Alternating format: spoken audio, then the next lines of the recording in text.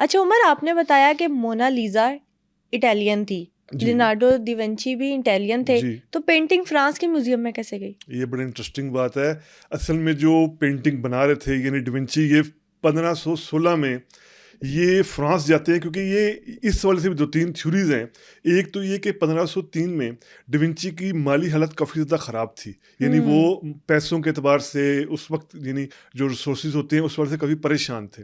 तो ये कहा जाता है कि इनको कमीशन किया गया, जो फ्रांचेस्को थे यानी मोनालिसा के हस्बैंड, इन्होंने कमीशन हम्म। किया कि ये तस्वीर जो है वो इस तरह पेंटिंग आप मेरी बीवी की तैयार करें। अब इस पे दो थ्योरीज हैं। या तो वो एक थ्योरी है कि नया घर वो शिफ्ट कर रहे थे, तो ये फ्रांसिस को गिफ्ट देना चाह रहे थे एक तस्वीर मोनालिसा को, अपनी वाइफ को। दूसरी थ्योरी है कि उनका बच्चा एक पैदा हुआ, ठीक है, तो उस हवाले से वो गिफ्ट करना चाह रहे थे अपनी बीवी की तस्वीर को। लेकिन अब होता क्या है कि जो ये इनके हस्बैंड होते हैं फ्रांचेस्को, ये जो वादा करते हैं कि मैं इतने पैसे आपको दूंगा, क्योंकि उस जमाने में कमीशन होता था ना, आप ये तस्वीर बनाए आपको इतना मैं पैसे दे दूंगा, इतनी कुछ माली मदद कर दूंगा। हाँ, ये वे ऑफ इनको इनको पेमेंट था। नहीं दी गई, डिविंची को नहीं दी गई मोनालिसा के हस्बैंड की तरफ से। एक थ्योरी है ये थ्योरी। तो ये होता क्या है कि ये तस्वीर तो फिर पेंटिंग जो जारी रखते हैं, लेकिन फिर ये 1516 में फ्रांस चले जाते हैं। ओ। अब यहाँ पर भी हमारे पास वो प्राइमरी सोर्स जो मैंने कहा कि 1550 में जो किताब छपी थी आर्टिस्ट के हवाले से, उसमें ही हमें पता चलता है कि ये वहाँ पर उस वक्त फ्रांस के फिर किंग के पास जाते हैं, फ्रांसिस वन वहाँ पर रहते हैं।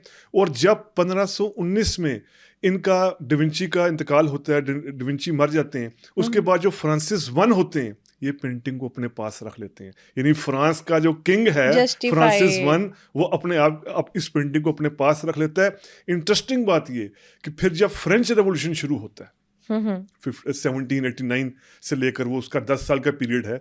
इस दौरान में चूंकि फ्रेंच रेवोल्यूशन का बुनियादी तौर पर यही था कि बादशाहत खत्म कर दो, रॉयल सिस्टम खत्म, अमीरी खत्म, आम आदमी के पास ताकत आए, आम जो बंदा है उसके पास। तो फिर जब फ्रेंच रेवोल्यूशन हुआ, तब ये कहा जाता है कि इस पेंटिंग को फिर लोअर म्यूजियम जो पेरिस था, यानी एक तरह की पब्लिक प्रॉपर्टी बना दिया गया।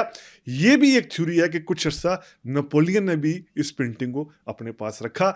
लेकिन अल्टीमेट बात ये, हतमी सवाल से बात ये कि फिर ये पब्लिक प्रॉपर्टी बनी लोअर म्यूजियम जो है पेरिस का, जो बहुत ज़बरदस्त और जहाँ बहुत पुराने हैं, इस हवाले से ये बना। और फिर मैंने आपको कहा कि जिस तरह 1911 में इटालियन नेशनलिस्ट थे जो पेरुगिया, ये पेरुगिया जो है वो इस यही जो आप बात कर रही हैं कि इस बनात पर चोरी करती हैं, यार ये है इटली का, बनाई इटली के बंदे ने, करेक्टर इसमें तो इटली का है, फ्रांस में क्या करिए, इसे इटली फ्रांस में में क्या होना कर रही है। चाहिए। लेकिन फिर 1914 में उनकी आप बदकिस्मती कह लें, जो भी कह लें, पकड़े गए वो, और फिर वो तस्वीर वापस जो है, पेंटिंग वापस जो है वो लोअर म्यूजियम फ्रांस के अंदर आ गई। जो पेंटर थे दा विंची, उनका और मोनालिसा का आपस में भी कुछ कॉन्स्पिरेसीज है कि कोई रिलेशन था, वो दोनों मिले भी आपस में, क्योंकि लोग कहते हैं कि इतनी एक्यूरेट पेंटिंग और इतनी डिटेल के साथ पेंटिंग बगैर किसी से मिले हुए नहीं बन सकती। बिल्कुल ऐसी थ्योरीज हैं कि किसी से मिले बगैर नहीं बन सकती। देखें, इस हवाले से ना फिर वही दो तीन चार तरह की थ्योरीज हैं जिस पर रिसर्चर्स ने, जो आर्ट हिस्टोरियंस हैं, उन्होंने काम किया है। एक तो जिस तरह वो ये सादा बात कही जाती है जी कि ये फ्लोरेंस के मर्चेंट जो फ्रांसिस्को हैं, इनकी बीवी थी, इन्होंने असाइन किया डिविंची को, जी आप तस्वीर सही बनाएं। हो गया।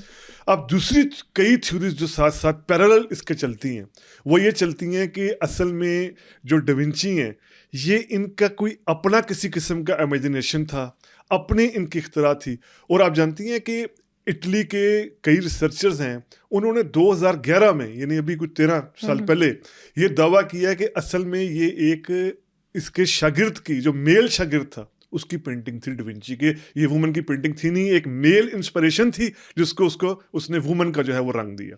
अच्छा, इस वाले से एक और इंटरेस्टिंग बात भी, जो बड़े ज़बरदस्त फ्राइड जो फिलासफर हैं जिनका बड़ा असर है वेस्टर्न वर्ल्ड में, सिगमंड फ्राइड, ये एक नई थ्योरी देते हैं। ये कहते हैं कि असल में ये डिविंची ने अपनी माँ को जो है वो इमेजिन किया, अपनी वालदा को जो है वो इमेजिन किया, और वो तस्वीर के अंदर थोड़ा सा दुख दिखाकर, थोड़ी सी परेशानी दिखाकर, ये थ्योरीज की मैं बात कर रहा हूँ। बिल्कुल। फिर इसी वाले से एक और थ्योरी है कि ये किसी मर्चेंट की बीवी नहीं थी, या किसी मिडिल क्लास या लोअर मिडिल क्लास घराने से ताल्लुक नहीं था, बल्कि ये जो है वो इज़बेला, अब लेडी इज़बेला से मुराद ये कि एक वहाँ की फ्लोरेंस की जो है वो हाई फाई फैमिली, यानी एलीट फैमिली का एक रुकन थी।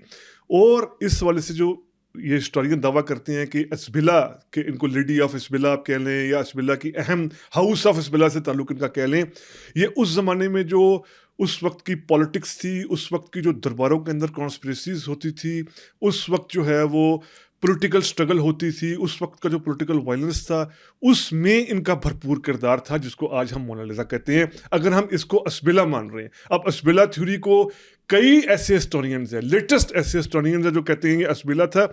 इसमें बड़ा नाम जो है वो रॉबर्ट पाइने ने जो किताब लिखी है, अभी 1983 में इनका इंतकाल हुआ है, वो अपनी किताब इन्होंने लेनार्डो के हवाले से लिखी है।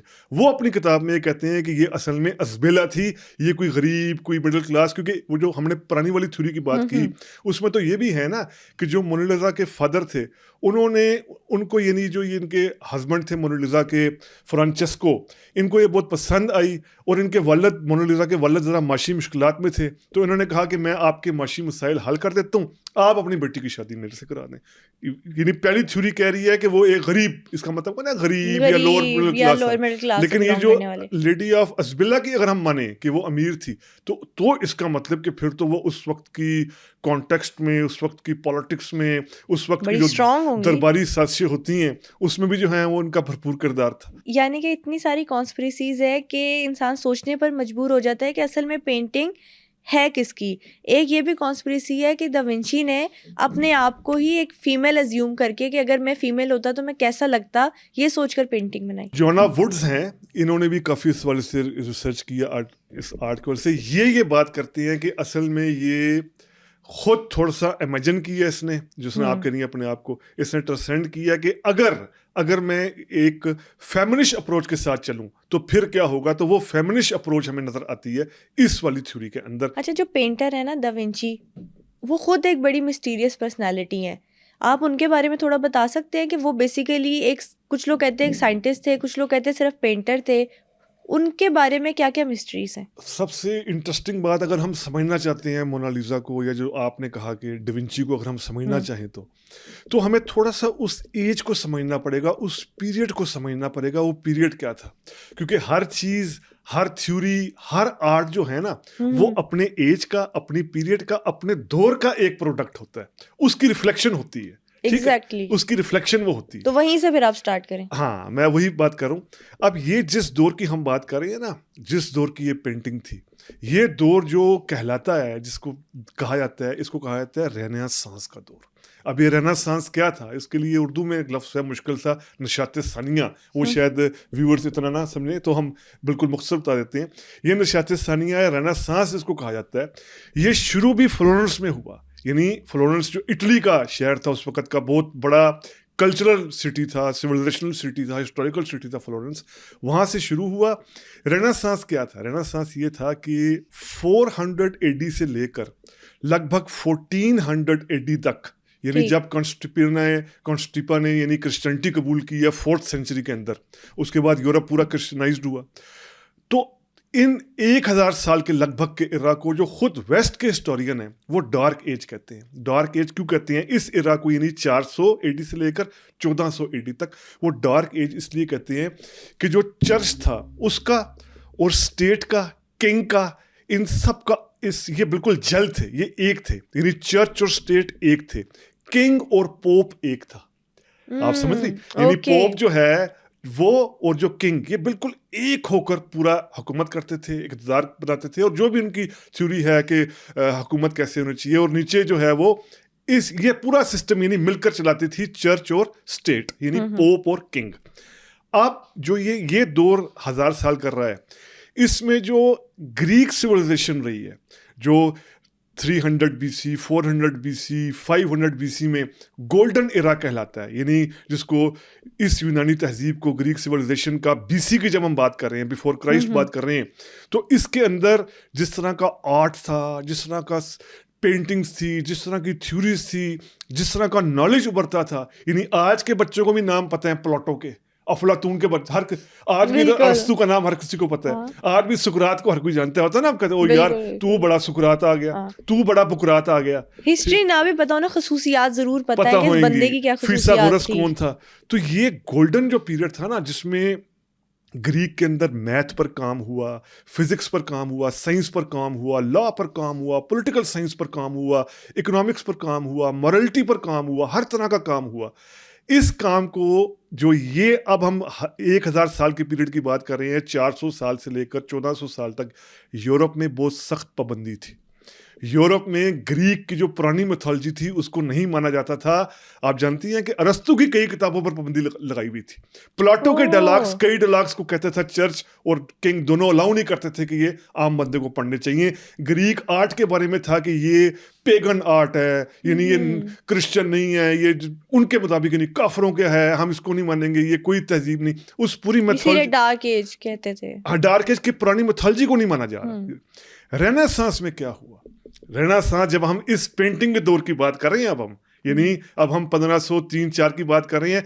रेनेसांस 1490s में, 1492, 93, 94, 95, 96, इन 5-6 सालों में बाकायदा एक मूवमेंट चली जो इटली, फ्लोरेंस और इस तरफ के यूरोप के इलाकों के लोगों ने चलाई कि यार पुराना आर्ट रिवाइव होना चाहिए। Greek art, Greek culture, Greek painting, Greek techniques, Greek की मेथोलॉजीज, ये दोबारा से रिवाइव होनी चाहिए। इनको हमें देखना चाहिए, वहां से भी नॉलेज एक्सट्रैक्ट करना चाहिए। तो ये बिल्कुल जब रेनेसांस फ्लोरेंस में शुरू हो रहा है, इटली में शुरू हो रहा है, उस वक्त के ये करैक्टर हैं डिविंची। इसीलिए आपने बड़ा अच्छा सवाल किया कि कहा जाता है कि कोई इंजीनियर थे या मैथमेटिशियन थे, बट ये हर किसी के एक्सपर्ट थे, क्योंकि ये पॉलीमैथ का जो है ना, पॉलीमैथ से मुराद कि जो एक से ज्यादा अलूम, एक से ज्यादा नॉलेज जो है वो जानते हो। बॉटनी भी पता हो, आर्ट भी पता हो, पेंटिंग का पता हो, ज्योग्राफी का भी पता हो, साइंस का भी पता हो, इंजीनियरिंग टेक्निक्स का भी पता हो, क्योंकि नॉलेज खुल रही थी ना, नॉलेज खुल रही थी। ये वो इरा है, अमेरिका दरियाफ्त हो रहा था, अमेरिका न्यू वर्ल्ड दरियाफ्त हो रही थी कि यार अमेरिका भी है कोई, यानी कोलंबस उधर अमेरिका भी पहुंच रहा था। और सारा न्यू वर्ल्ड, पुरानी जो ग्रीक की हिस्ट्री, ग्रीक मिथोलॉजी, ग्रीक का इतना नॉलेज, दोबारा से एरिस्टोटल, प्लाटो, पूरा फिसागोरस, हर चीज़ रिवाइव हो रही थी। बुक्स की ट्रांसलेशंस आ रही थी, यूरोप के लोग दोबारा से अपने आप को कनेक्ट कर रहे थे। अब आज भी यूरोप के लोग अपने आप को कनेक्ट करते हैं ग्रीक सिविलाइजेशन से, अपने आप को वो ग्रीक सिविलाइजेशन का एक लिहाज से कहते हैं कि हम वारिस हैं इस गोल्डन पीरियड के। तो ये वहां से सिलसिला शुरू हुआ रेनेसांस से, जिस दौर में फिर ये पेंटिंग आई। इसीलिए जो डिविंची हैं, लियोनार्डो डिविंची, इनको कहा जाता है कि एक रेनेसांस मैन थे। सही मायनों में इनके अंदर रेनेसांस की स्पिरिट थी, हर तरह का नॉलेज का पता होना, मुख्तलिफ अलूम का पता होना, हिस्ट्री का पता होना। और इन्होंने जो पेंटिंग भी की मोनालिसा, उस वाले से भी कहा जाता है कि एक रेनेसांस वुमेन। अगर हम गौर से देखें रेनेसांस वुमेन, क्योंकि इस जो हम डार्क पीरियड की बात कर रहे हैं, इसमें औरतों के पास कोई आज़ादी नहीं थी, औरतों के पास कोई राइट्स नहीं थे, औरतों को विंच हंट कर दिया जाता था। कई औरतें जो कुछ पढ़ना लिखना चाहती थी, अपने मुताबिक सोचना चाहती थी, उनको जला दिया जाता था इस डार्क एज में। लेकिन अब चीजें चेंज हो रही थी, वुमेन एम्पावरमेंट के जो है वो अब वुमेन एम्पावरमेंट आ रही है। और खास तौर पर फ्लोरेंस इस वाले से गढ़ था, बहुत मजबूत गढ़ था।